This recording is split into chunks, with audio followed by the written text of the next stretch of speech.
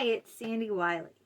Welcome to my mental health channel, 50 Shades of Black and White, where I wipe away the stigma of mental illness by talking about my own mental illness, borderline personality disorder. I talk about other personality disorders, narcissistic personality disorder, schizophrenia, bipolar, post-traumatic stress disorder. I talk about anxiety attacks. I talk about a host of a lot of things, including therapy and my therapies of having been a patient for almost 20 years. But I only come on here not as a professional, only as a former patient. So I cannot give you a professional opinion. I do not have a degree in psychology. I am not a therapist. I am just a former patient. And all I ask of you is to please be kind in the comments. Please be kind to me. Please be kind to everyone else. And please be kind to yourself. If you like what you see, give it a thumbs up.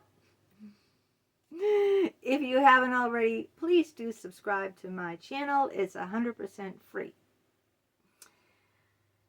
I want to give you this quote today. I did not invent this quote or make this up. I read it somewhere.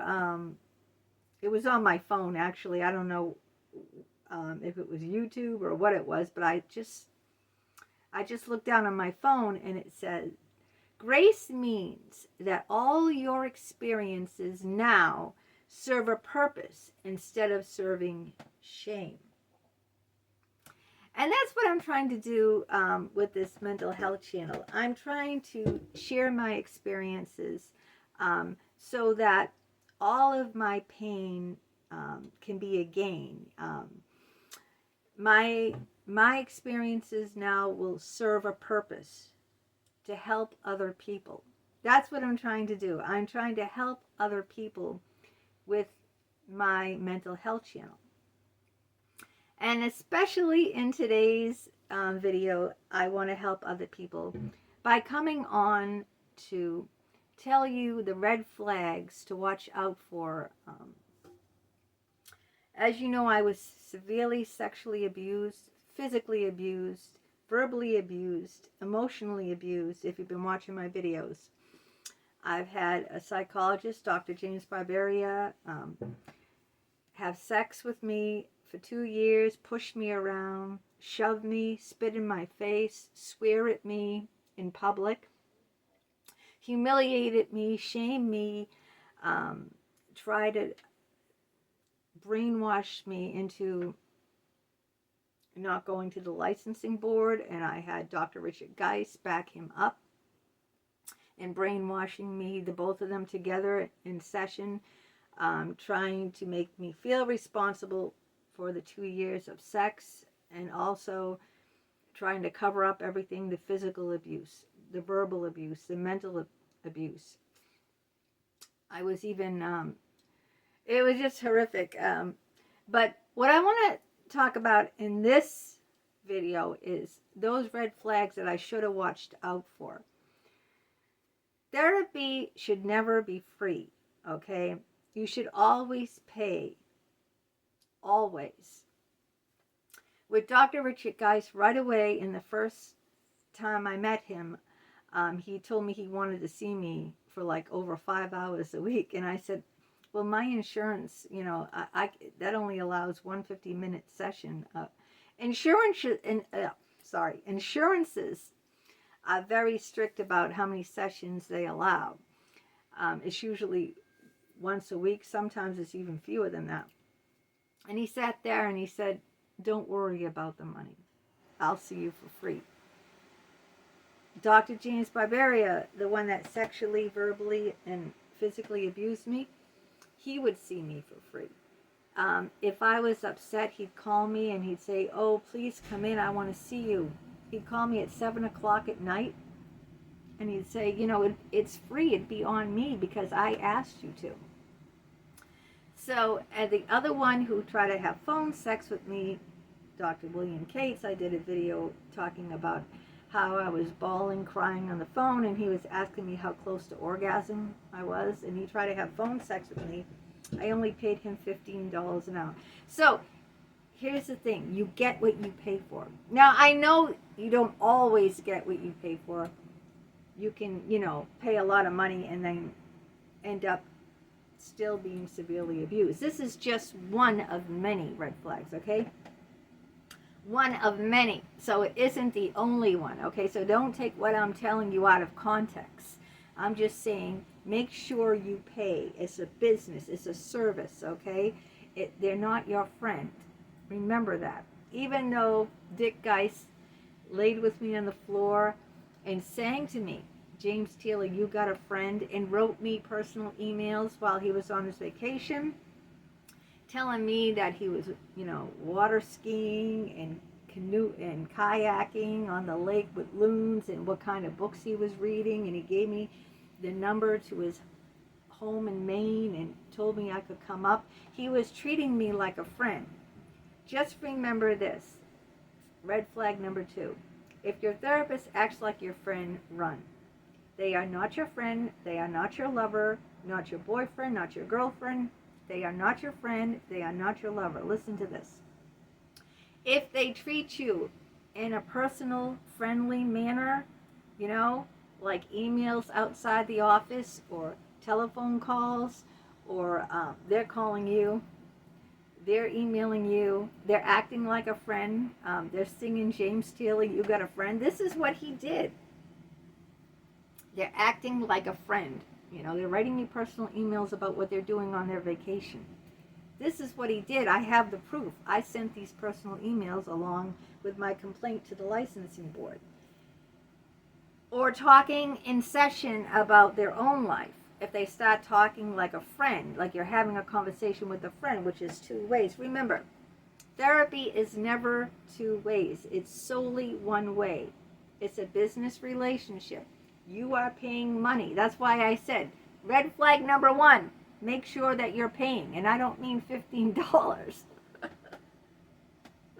I mean paying, or have your insurance paid. I mean, that's the same thing. Make sure that you're paying good money, because you have higher expectations for something that you paid for than something you get for nothing. Remember that. You have higher expectations for things that, the more your money that you put into it, the higher expectations, If it was cheap or free, your expectations aren't going to be that high. Number 2, the therapist should never, ever be friendly with you outside the office or even inside the office. Like I said, no, telling you what he did over the weekend or anything personal about his life. He should never be writing you or calling you, anything like that. You know what that's like a friend writing you or a friend calling you. Never, ever, ever, ever a friend, or never. There's no sex involved. There's no personal relationship ever. It's unethical. It's illegal. In many states, they can go to jail, and it will mess you up for life. Even if you think that, if you think that you're in love, you're not in love. It's called transference, okay? If they say they're in love, they're not in love. It's called countertransference. The therapy is set up, in such a way that it creates this atmosphere. Someone is listening to you, telling you you're special. That's another red flag. You're special, acting concerned. You probably a lot of people have no one out there, even if they do have friends or married or boyfriends or whatever, or spouses. Most of the time they're busy, and they just don't, really listen, or they're distracted with their phone or TV or a newspaper or whatever have you. The therapist is a paid listener. It's a business. They're a paid listener. So you might think that's wonderful. The person is, sitting there completely, devoid of any distractions at all, just solely laser focused on you. That's because they're, that's their job. That's what they're, That's what they're paid for. They have their therapy hat on, okay? It's not the same as how they are outside that office. Believe me, I had a 2-year affair with one. It was like night and day how he was inside the office and how he was as my so-called boyfriend. He was moody. He didn't pay any attention to me. He was grumpy. He didn't have any empathy for me. He pushed me around. He spit in my face. He swore at me. He sexually took advantage of me. So he was a totally different person than he was when he had his therapy hat on. So therapy never involves, any kind of secondary relationship, friendship, romance, or anything like that. Never, ever, ever, ever. It's not love. You might think it's love, or he says it's love, or he's in love with you. It is not love. Trust me. I've been through it. I have been through it. And I'm still not recovered from it. I'm still, have severe insomnia. I still have alcohol problems. I still have panic attacks constantly. Post-traumatic stress disorder. So years later, I am not over it. Now, a third red flag is, someone that crosses the boundaries. It could be something simple. One time, Dr. Richard Geis sat on the couch with me with his arm around me. You can think that's innocent. It isn't innocent. The therapist belongs in his chair, his therapy chair. You belong either sitting on the couch or sitting in another chair. But the therapist should not be, physically touching you. Ever. Ever, ever, ever. If you ask for a hug during a very difficult time, it's okay if the therapist obliges and gives you a quick hug. Not holding you. And not holding you every day. That's how it started, my affair with the therapist, Dr. 𝗵𝗵𝗶𝗶𝗲𝗲. That's how the sexual affair started. It started with hugging every day. So hugs should only be rationed out like in extreme cases, It's up to the judgment of the psychologist, and they should always only be initiated by the patient. And then only given, in situations where, the patient needs a little more, but not every day, obviously, That's it. That is it. Other touching, sitting on the couch with the patient, laying on the floor with the patient, having the patient, like I did with Dr. Richard Geis, sitting in his lap, touching his groin. Really? Red flag, absolutely not. Therapy should only be conducted in the office. Okay, this is like the fourth one. Never outside the office. Never going for a coffee or the playground. I went to the playground with Dr. Richard Geis. We went to the park. We rolled in the grass together. We played ball. We threw a ball. Never, never, never. Therapy should always be. I used to go to him and sneak in he had a shed, like a workshop where he had all his tools, where he made furniture. And I used to sneak in there, and he would hold me in his arms. And this was not during my therapy session. This was another day, another time. I would sneak in there, and we would privately meet. And, I'd go in his workshop, and I just hold him, I was madly in love with them. So I thought. See, it was the transference. Therapy should never be in a park. It should never be in a coffee shop. It should never be in the therapist's workshop, okay? Jim used to take me out to bars. It should never be in a bar. A restaurant. Therapy belongs in the office. It's a business relationship, okay? It belongs in the office. Never does therapy ever belong outside the office. It's always inside the office. It's contained. This is it. This is what boundaries are about. Boundaries contain, they're a safe place. They contain the therapeutic dyad. They contain it in the therapy office.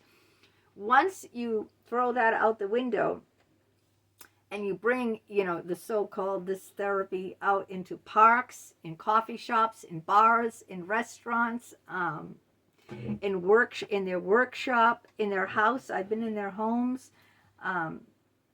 Then you throw that out the window. You throw that containment. You see what I'm saying? You throw that containment out the window. The therapy goes out the window. And the patient always suffers. Always suffers. The therapist shouldn't push you to talk about. I almost had a breakdown with Dr. 𝗵𝗸𝗲𝗲. There's another video I did. You should never be forced to talk about anything you don't want to. William Cates Jr. tried to talk me into phone sex. He tried to talk me into talking about sexual toys like vibrators. The therapist should never force or bring up a topic. It's always the patient when the patient's ready. Never the therapist, okay? If they're trying to push an agenda on you, that's another red flag. Run. They shouldn't be the one talking or bringing up or forcing you, pushing you to talk about something you don't want to talk about. Another red flag. Never, ever, ever. You're paying the money. Don't do free therapy or cheap therapy. You get what you pay for, okay? You're the one there who's going to, you're going to talk about what you need to talk about. You're paying them, all right? Remember that. You're paying them. It's not, their agenda. It's what you want to bring into your therapy. If they bring up things and you don't feel comfortable about it, run out the door, okay? I almost had a nervous breakdown. I came this close to having a breakdown because Dr. 𝗵𝗸𝗲𝗲 tried to force me into talking about my father. And he said all nasty, horrible things because my father had paranoid schizophrenia. And he was saying horrible things. He's playing mind games. I did another video about therapists playing mind games. But it's very important that you control what you talk about. Don't let anyone, try to brainwash you into talking about something that you don't want to. If they bring something up, you say, I don't feel comfortable about talking about that. And if they try to push it out the door, leave, please. And please know, in every state, there's licensing boards. And you can just download it, download the papers off your computer, off your printer, and you can write a formal complaint. Write everything that they did that was inappropriate and mail it, and they will investigate that, and that therapist will be tried. And all you have to do is find out in your state, go to the website, download the documentation, the papers, fill them out, mail them. I didn't even talk to anyone, okay? I didn't even have to talk to anyone. All I had to do was write out, and include emails and other things that, as evidence as to what happened. So look out for those things. No touch, no sex, no friendship, no outside the office, no phone calls. The therapist should not be calling you and having personal discussions. No talking about himself. No pushing you to talk about things that you feel uncomfortable with. Not another red flag. They should always be on time. It's your time. You're paying for it. It's your time. If they're late, if they cancel, get out. They should be non-judgmental. They should never judge you, okay? If you sense that they're judging you based on your sexual orientation, your race, your religion, whether you're a man or a woman or whatever, get out. Or if you have, because I have borderline personality disorder, Many therapists kicked me out. They didn't want me. They did not want to deal with a patient who had such a severe mental illness. I don't know why. I mean, what's the point? Aren't you a doctor? I mean, really. There's one doctor, my internist, Dr. Maher. Once I found a growth on my anus. This is true. And I told him I'm worried it's anal cancer, right? You know what he said to me? He said, "Ooh, what makes you think I want to look there?" Well, aren't you a doctor? Don't you have a doctorate degree? Aren't you supposed to be able to do physical exams like pap smears where you have, I mean, I never went to see him after that again, okay? I've had some really far out, crazy, unethical doctors, and I went to the board for every one of them. One of them kicked me out because I was doubled over in pain. It was a GI doctor, and I was doubled over in pain, and I came in saying I have severe stomach pains. You know what he said to me? He said, "You look angry. Get out." I swear to God, he says, "I can't have an angry patient. Get out." I mean, angry? What if you're in severe pain? Think about the last time you were in severe pain. How do you look? Are you smiling like this? If you're in severe pain, you're like, you're probably practically in tears. You're in a lot of pain. Think of the last time you were in severe pain. So they can't be judgmental, all right? They can't force you to do anything. They can't force you to talk, all right? They need to be on time. They need to be respectful. They're not your friend. They're not your lover. Don't let them, brainwash you into you're special. I care about you more than I do my other patients. You're the special one. Run, run, run, run, run. Okay? I hope I gave you some good pointers. Let me see. They should be punctual. They shouldn't ever touch you. Okay? Even little touches, like, you know what I mean? Like putting their hand on your back or sitting on the couch with their arm around you.